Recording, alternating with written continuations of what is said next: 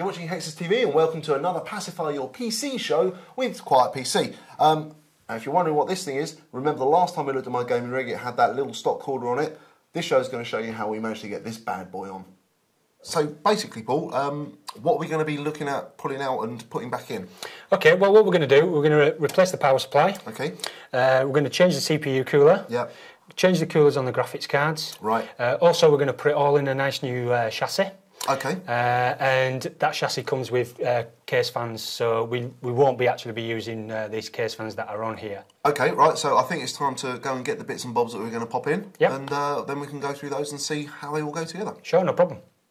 Okay, so this isn't quite as a daunting array as I thought we're actually going to have when we were talking about what we're going to swap out.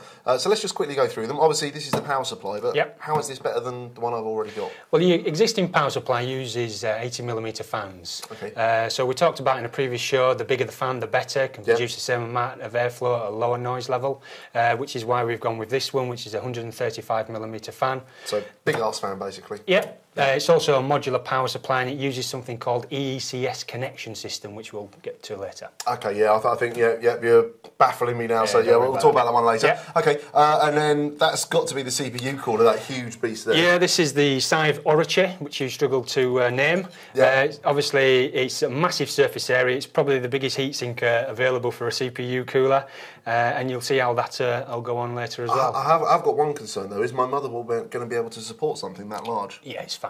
Yeah. Don't worry about it. Yeah. Okay. All Just as right. long as, if you do have a heavy heatsink, which is what this is, when it comes to moving the PC, just be aware that you've got a heavy heatsink and wobbling around. Right. Yeah. Okay. Right. Yeah. I know what these things are. They're not golf tees. These are the vibration anti-vibration mounts for the fan, just to reduce any vibrations. Right, and then what have you got down here? Because you've got this little thing down here. Yeah, this is the RAM cooler for the graphics cards, also to cool the FETs as well. Right. And also the main VGA heatsink as well to cool the GPU. Okay, so that goes underneath and then that one on top. You use these two together. Okay. You get to see that later. So what's this down here, an amp? No, that's a fan controller. Oh, I'm such a muppet. It says fans on it, fans 1 to 6. No worries. What we're going to do with that is connect all the fans to that. So the CPU fan, if we do use one, we're going to see how we're going with that. Okay. Graphics cards, case fans. Well, we're going to be using 6 fans and we're going to be able to control them manually with this fan controller. Okay, right, so I suppose the next stage is to get this lot out of the way and start stripping the guts out of this thing here, isn't it? Yeah, let's pull it apart. Okay, right, well, let's get on with it then. Okay.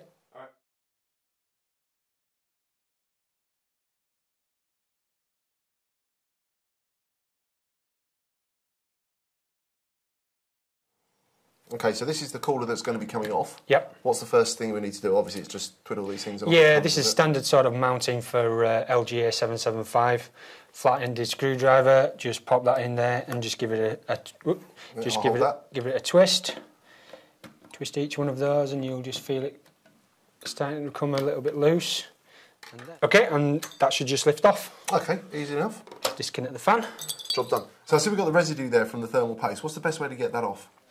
What you want to use is an alcohol-based cleaner. We use, or we prefer, ActiClean, which is a 2-ply method of removing the old residue. Okay, all right, so can you see the stuff in action then? Yeah, sure. Well, first thing you do, a bit of tissue.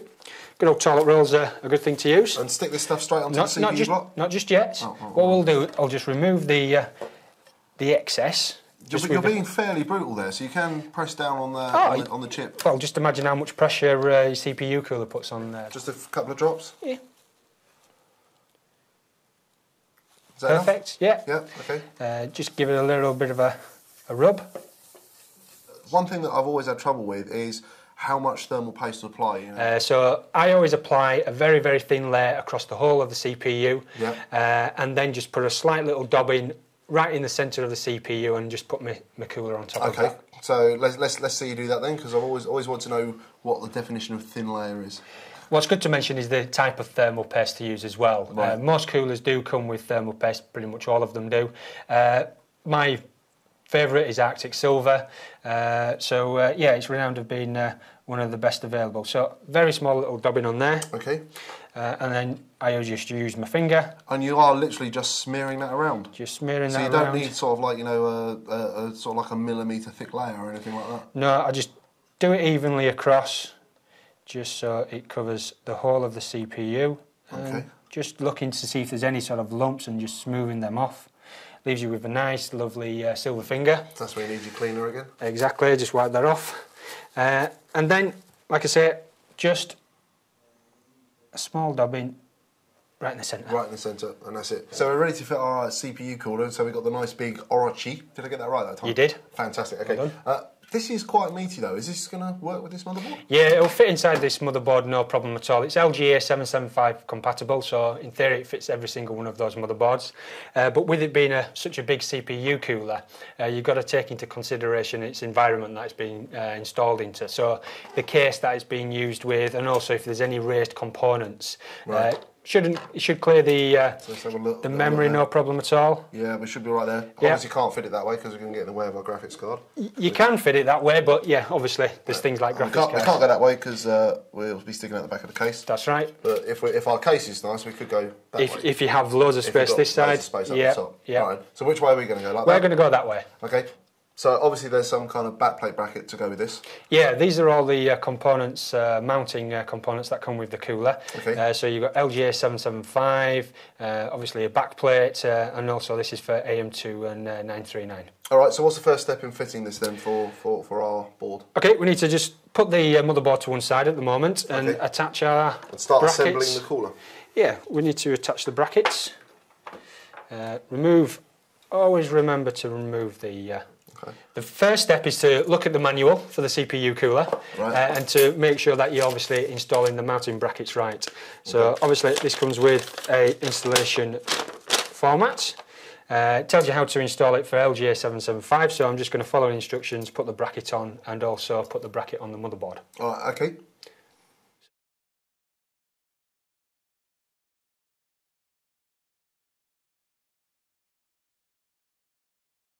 This is the back plate that goes on the underneath of the motherboard. A lot of back plates use adhesive, so where you can stick it to the back of the motherboard.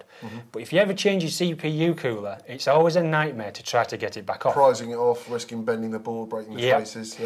So obviously this has just got a film over there. It's just a paper film.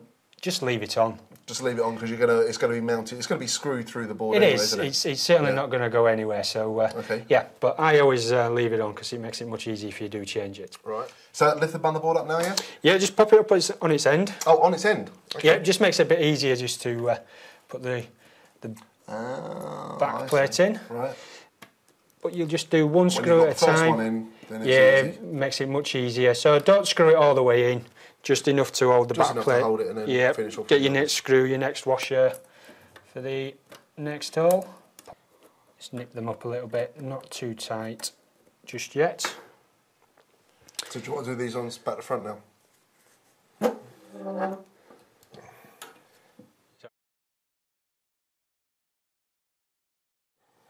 So how tight should you do these? Finger tight? Or? I'm just gradually doing each one at a time, just so they evenly apprise the pressure. So you don't need a torque wrench for this one? Certainly not. No. Right. Just need to hook it underneath the bracket at this end. So all the pressure for pressing this down onto the CPU itself comes from the actual mounting brackets? It does, yes. Right, okay. And you don't want to be afraid of how much pressure it puts on, because they are quite strong, some of them, aren't they? Absolutely, yeah. So like this one. Yeah, that's one end. That's two ends. And that's it, it's mounted.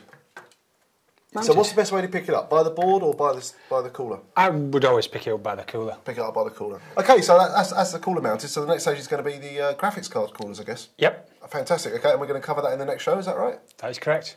Well, let's just hope that no one's doing a build-along-a-thon and they're going to be waiting a week to see the next show, aren't they? Great word.